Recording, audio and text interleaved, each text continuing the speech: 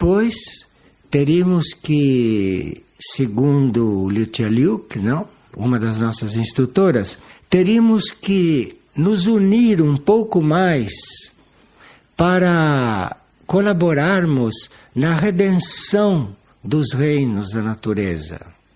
Não só a nossa redenção, mas a redenção de todos os reinos. E cada reino tem um ponto em que se redimir. Isto nós vamos ver detalhadamente numa outra oportunidade. E teríamos que juntos, irmanados, unidos, escutarmos a voz desses mestres.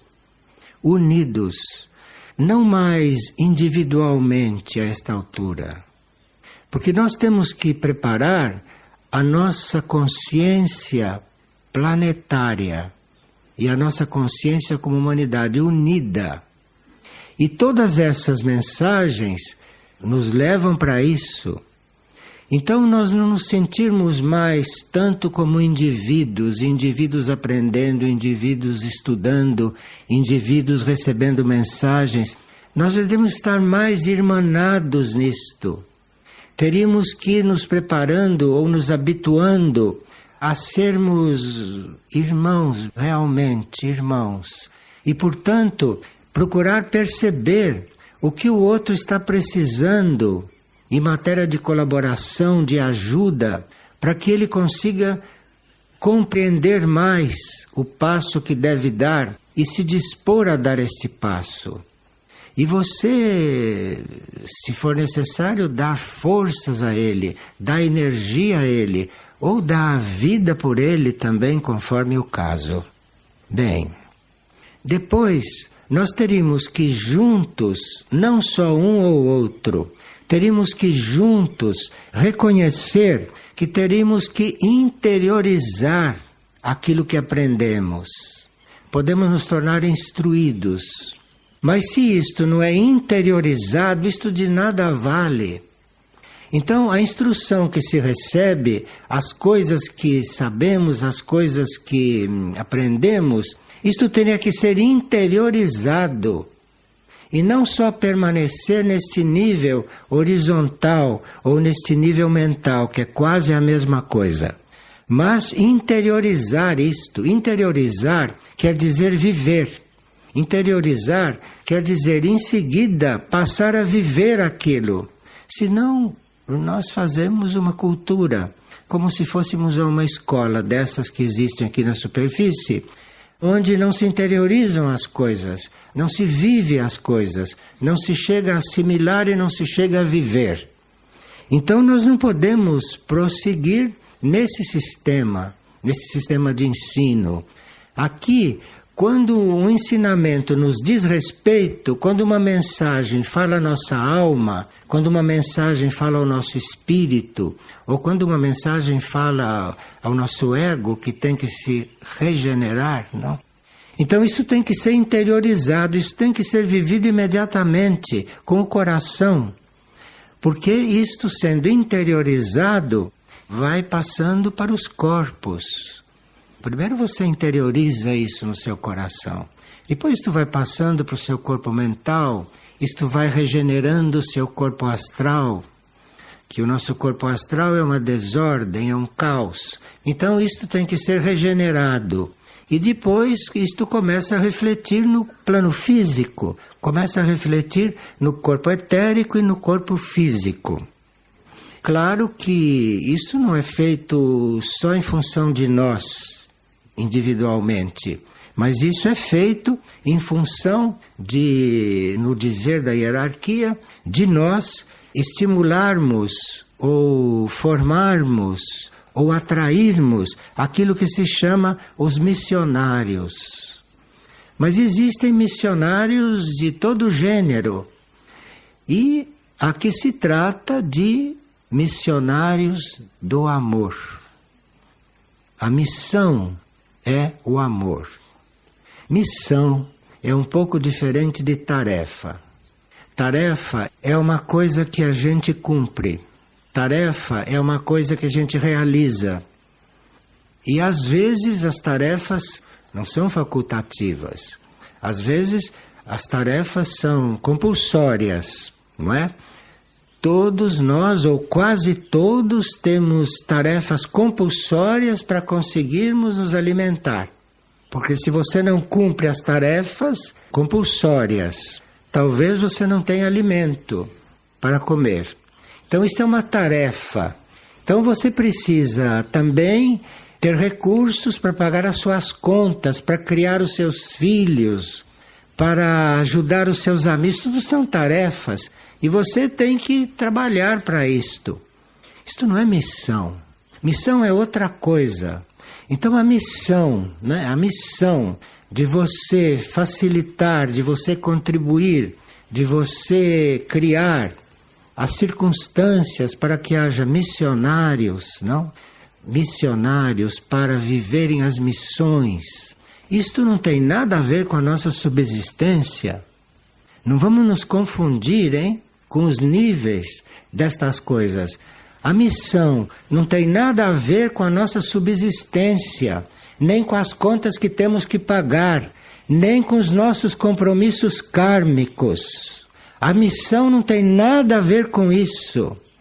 Missão é algo que nós nos encarregamos dela, ou nos foi dada por uma consciência maior, pela hierarquia ou por Deus, não? A missão nos é dada antes de nós encarnarmos.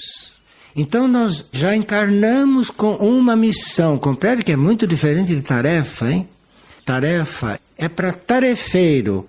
Tarefa é para seres humanos, tarefeiros, em horizontal, em corpos. Missão é outra coisa. Missão é a consciência que assume. E é a nossa consciência que é dada uma missão. E neste momento está bem claro, não? Que aqueles que se consideram um missionário, aqueles que se consideram seres não tarefeiros, nem trabalhadores, mas que se consideram missionários, esses sabem, não é? Que nós temos que encontrar qual é a nossa missão diante do cosmos e diante do universo. Isto que é missão.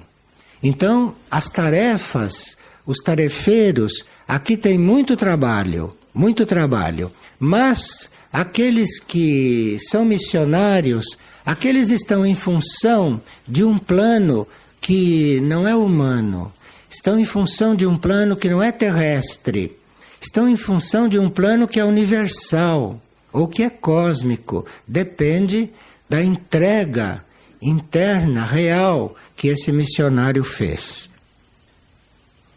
Liu Tse-liuk, aquela que era uma espécie de polaridade para Francisco de Assis. Então, Liu Tse-liuk diz que a obediência é a base de tudo. A obediência.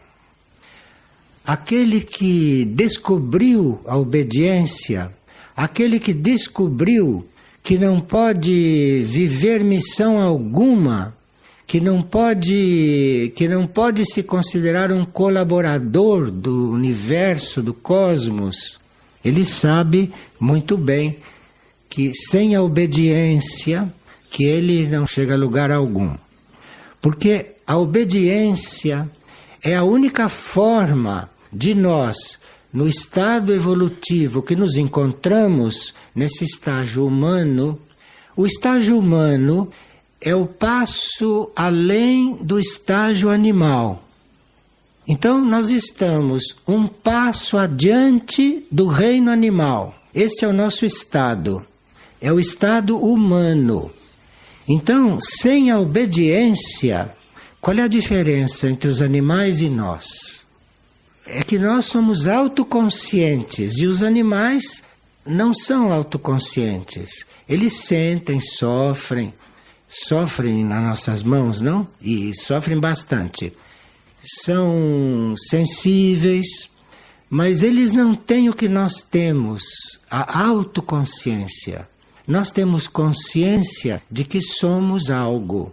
Eles não têm essa autoconsciência. É a única diferença, porque o corpo, tudo é igual. o início da alma no animal, o início da alma é um processo pelo qual nós passamos também. A obediência é algo que nós conseguimos compreender, conseguimos captar, é quando entramos no reino humano. Mas o que seria obediência no nível em que nós estamos tratando? O que quer dizer obediência? Será que é fazer o que os outros querem? É obedecer a alguma lei terrestre? O que é obediência? Obediência, segundo Lytja Luke, é a entrega, a nossa entrega, aquilo que nós chamamos de Cristo. E o que nós chamamos de Cristo é a forma, é a consciência, não? Que representa aquilo que mantém o cosmos unido, que mantém o cosmos equilibrado, que mantém o cosmos vivo, íntegro. E claro que isto é um pouco abstrato, não, para nós. Então, nós localizamos isto em uma consciência, em um ser, em uma entidade, não é? Dependendo da nossa capacidade de ver isto. Mas a obediência é a esse Cristo. A obediência é a essa unidade cósmica que nós também entendemos como amor-sabedoria. Não amor-sabedoria do nosso nível, amor e sabedoria no nosso nível. Amor e sabedoria pura, pura e sem excluir ninguém, sem excluir nível algum, sem excluir coisa alguma, sem excluir nenhum átomo, nenhuma molécula no amor-sabedoria. Isto é Cristo, não? E para nós temos que adaptar isto para a nossa consciência, temos que na nossa consciência ver isto, para poder seguir. E isto só com a obediência, porque se não for através da obediência, nós de repente descobrimos uma lei que não conhecíamos, então tem que obedecer aquilo, tem que seguir, tem que se tornar aquilo. Ou nós ouvimos uma palavra de alguém, e sentimos ali que aquela palavra foi real. Tem que obedecer. Seja quem for que pronunciou aquilo. Tem que obedecer aquilo que a palavra está indicando. Sempre se trata da obediência, não? Segundo esta grande entidade. Agora, esta obediência subentende uma entrega. E aí as pessoas perguntam, mas obediência a quê? Aquilo que está um pouco acima de você. Claro que você não pode obedecer, porque nem chega a perceber, aquilo que está muito acima. Mas aquilo que está um pouquinho acima de você, e você percebe que está acima de você, tem que obedecer. Você tem que seguir. Você tem que acompanhar. Você tem que reconhecer e ir se tornando aquilo. Não? Então isso chama-se obediência. E obediência e entrega não são exatamente sinônimos, mas para muitos é sinônimo, sim. Obediência e entrega, não sei por que existem essas duas palavras. Tem uma palavra que dissesse as duas coisas, mas obediência e entrega são gêmeas, né? Para um termo que a gente conhece. E esse Cristo é obediência e entrega por algo mais alto, não? É um exemplo para nós. Este Cristo, ele misteriosamente permeia todos os níveis, todos os estados de consciência. E por incrível que pareça, Cristo nos permeia também. Ele não está fora de átomo algum, ele não está fora de nenhuma molécula. Por que será que nós custamos tanto para reconhecer isto, não?